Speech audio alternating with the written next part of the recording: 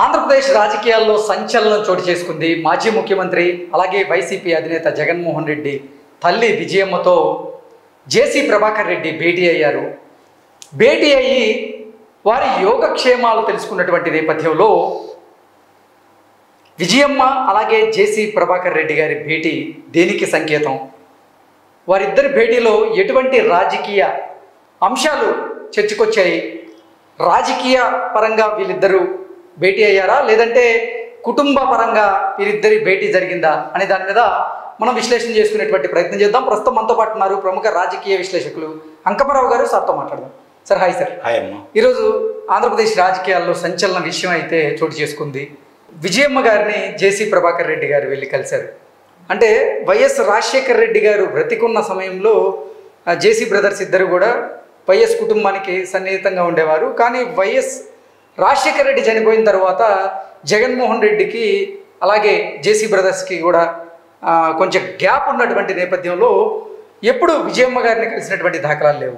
ఇప్పుడు ఆంధ్రప్రదేశ్లో అధికార మార్పిడి జరిగి వైసీపీ అధికారాన్ని కోల్పోయిన తర్వాత జేసీ ప్రభాకర్ రెడ్డి గారు విజయమ్మ గారిని కలవడం ఉత్కంఠనైతే రేపుతూ ఉంది. ఏంటి సార్ వీరిద్దరి భేటీకి కారణం ఏంటి? ఈ భేటీ దేనికి సంకేతం? వీరిద్దరి భేటీలో కేవలం రాజకీయపరమైనటువంటి అంశాలు చర్చకొచ్చే అవకాశం ఉందా, లేదంటే అసలు కుటుంబపరమైనటువంటి అంశాలు చర్చకొచ్చాయా అంటే ఏం చెప్తారు? అంటే ఇక్కడ ముందుగా కృష్ణ ఒకటి గుర్తుపెట్టుకోవాలి. రాజారెడ్డి గారి కోడలు విజయమ్మ, రాజశేఖర రెడ్డి గారి సతీమణి విజయమ్మ, తర్వాత జగన్మోహన్ రెడ్డి గారి తల్లి. అవును. ఈ రాజారెడ్డి గారి దగ్గర నుంచి చూసుకుంటా ఉంటే జేసీ దివాకర్ రెడ్డి గారితో జేసీ ప్రభాకర్ రెడ్డి గారితో విపరీతమైన వైరం ఉండేది. వాళ్ళు ఇద్దరి మధ్య పచ్చగడ్డేస్తే బొగ్గుమండేది. ఓకే. వాళ్ళది కడప జిల్లా, ఇలా అనంతపురం జిల్లా. వాళ్ళ తాడిపత్రి నియోజకవర్గం అనేది వాళ్ళకి కొంచెం అంటే సమీపంగా ఉంటుంది. ఆ ఉద్దేశంతో మొట్టమొదటి కూడా అక్కడ ఆధిపత్యం సాగించడం కోసం సూర్యప్రతాప్ రెడ్డి గారిని ప్రోత్సహించారు రాజారెడ్డి వాడు. అప్పటి నుంచి కూడా ఆ వైరం అలానే కొనసాగుతూ వస్తానే ఉంది.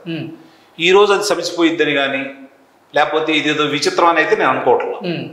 ప్రసార మాధ్యమాలకి ఇచ్చేదింటే పని కల్పించారు, అంత తప్ప వేరే ఉంటుందని అయితే నేనైతే భావించను.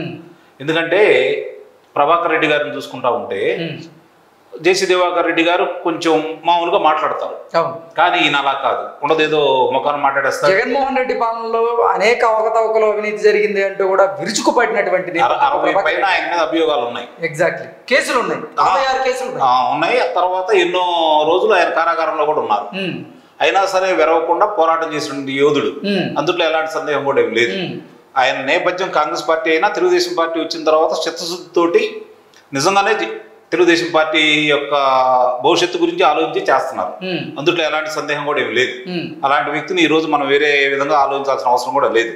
కానీ ఇప్పుడు జరుగుతున్న పరిణామాలు విజయమ్మ గారిని కలవటం అనేది కుటుంబ నేపథ్యం అన్నా కావాలి, లేకపోతే వేరే కార్యక్రమాలే తప్ప రాజకీయ పరంగానే మాత్రం నేనైతే భావించట్లేదు. ఓకే. అంటే వైఎస్ విజయమ్మ గారి పుట్టినిల్లు అనంతపురం జిల్లాలో తాడిపత్రికి సమీపంలో ఉన్నటువంటి నేపథ్యంలోనే ఇప్పుడు అంటే కుటుంబపరమైనటువంటి భేటీగా దీన్ని చూడొచ్చా, లేదంటే రాజకీయపరమైనటువంటి భేటీగా దీన్ని? ఇది రాజకీయపరమైనటువంటి కలయికని అయితే నేను అనుకోవట్లేదు.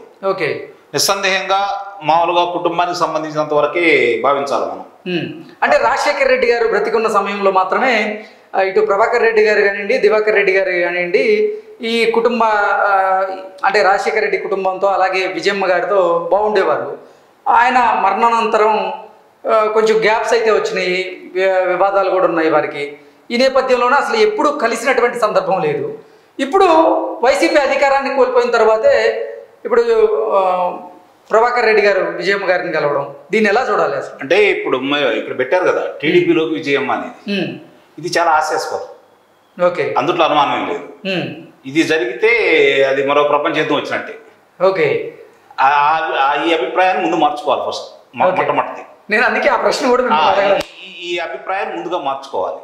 సరే, సోషల్ మీడియా వాళ్ళకి చెలవలు పొలవలుగా చెప్పుకోవడానికి ఈ రోజు చేతినిండా పని అయితే దొరికింది, అంతకు మించి వేరే ఉంటుందని అయితే నేనైతే భావించట్లేదు.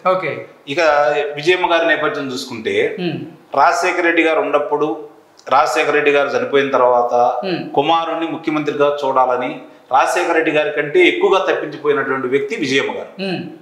ఆయన గెలుపు కోసం, మళ్ళీ ముఖ్యమంత్రి చేయడం కోసం అహర్నిశలు విజయమ్మ గారు అట్లాగే షర్మిల గారు కూడా కష్టపడ్డారు. దాంట్లో ఎలాంటి సందేహం కూడా ఏమి లేదు. ఓకే, సరే, గెలిచిన తర్వాత రాజకీయ పరిస్థితులు అక్కడ చూస్తూ ఉంటే రాజశేఖర రెడ్డి గారికి సంబంధించినంత వరకు ఆ కుటుంబ సభ్యులు కావచ్చు, లేకపోతే ఆయన అనుచరులు కావచ్చు, లేకపోతే ఆయన అభిమానులు కావచ్చు, మిత్రులు కావచ్చు, వాళ్ళందరూ కూడా వైఎస్ఆర్సీపీ పార్టీలో ఎక్కడ పెద్ద పెట్టలేదు. మీరు కావాలని చూసుకోండి. వాళ్ళందరినీ ఒక క్రమబద్ధంగా ప్రణాళికాబద్ధంగా తొలగించుకుంటూ వస్తున్నారు. ఓకే, అందుట్లో ఎలాంటి సందేహం కూడా ఏం లేదు. ఆ విధంగా చూసుకుంటా ఉంటే విజయమ్మ గారు అనే వ్యక్తి ఈరోజు వైఎస్ఆర్సీపీ పార్టీలో చాలా అవమానకరమైనటువంటి రీతిలో గౌరవ అధ్యక్షురాలుగా తొలగించబడ్డటువంటి వ్యక్తి విజయమ్మ గారు. ఆమె ఎంత మనస్తాపం చెందకపోతే ఎన్నికల్లో కొడుకు ఓటేయడం కూడా ఇష్టం లేక అమెరికా వెళ్ళి కూర్చుంటది. అంటే ఈ నేపథ్యంలోనే జేసీ ప్రభాకర్ రెడ్డి గారు అమ్మ మీరు టీడీపీలోకి రండి అని ఏదైనా ఆహ్వానం ఇచ్చుండొచ్చా? ఎట్టి పరిస్థితుల్లో కూడా అది మాత్రం జరగదు. ఓకే, జేసీ ప్రభాకర్ రెడ్డి ఆ మాట అనరు. విజయమ్మ గారు వచ్చి ఈ పార్టీలోనూ చేరారు. ఎందుకంటే కుమార్తె కాంగ్రెస్ పార్టీకి ఇప్పుడు రాష్ట్ర అధ్యక్షురాలు. భవిష్యత్తు వాళ్ళకే కనపడుతుంది. జగన్మోహన్ రెడ్డి గారికి ఎలాంటి భవిష్యత్తు లేదు. అంటే వాళ్ళు అధికారంలో వస్తారని నేను చెప్పట్లేదు. వాళ్ళ అధికారం వచ్చేది కూడా కల్లే. కాకపోతే ఏంటంటే ఇప్పుడున్న పరిస్థితుల్లో వైఎస్ఆర్సీపీ పార్టీకి సంబంధించిన శ్రేణులు చాలా వరకు, అంటే వాళ్ళంతా కాంగ్రెస్ పార్టీ వాళ్ళే కాబట్టి, తెలుగుదేశం పార్టీ వ్యతిరేకులు కాబట్టి ఈ రోజు వాళ్ళందరూ కూడా తిరిగి పునరాలోచనలో పడ్డారు. ఓకే, జరుగుతున్నది ఏంటి, జగన్మోహన్ రెడ్డి గారిని నమ్ముకుంటే రాష్ట్రం ఏ విధంగా అయిపోయింది, మనం ఏ విధంగా అయిపోయామని చెప్పి పునరాలోచనలో పడ్డారు. వాళ్ళు పడి కొంతమంది ఆలోచించే వాళ్ళందరూ కూడా ఈ రోజు తెలుగుదేశం పార్టీలోకి రాలేని వాళ్ళు కాంగ్రెస్ పార్టీకి వెళ్తారు. ఓకే, కొంచెం ఆలోచించి రాష్ట్రం, మన ప్రజలు, మన బంధువులు దీని గురించి ఆలోచించే వాళ్ళు తెలుగుదేశం పార్టీలోకి వస్తారా, లేదా జనసేన పార్టీలోకి వెళ్తారా, భారతీయ జనతా పార్టీలోకి వెళ్తారా అనేది వాళ్ళ ఇష్టాలను బట్టి ఆధారపడి ఉంటుంది. అంతే తప్ప వైఎస్ఆర్సీపీ పార్టీ మనుగడ అనేది ఎట్టి పరిస్థితుల్లో కూడా లేదు.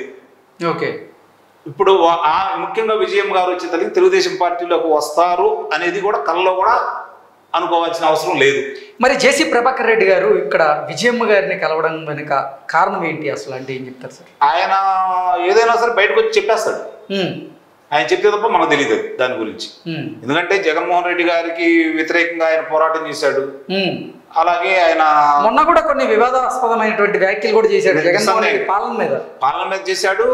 మీకు ఇంకో ఉదాహరణ చెప్తాను నేను.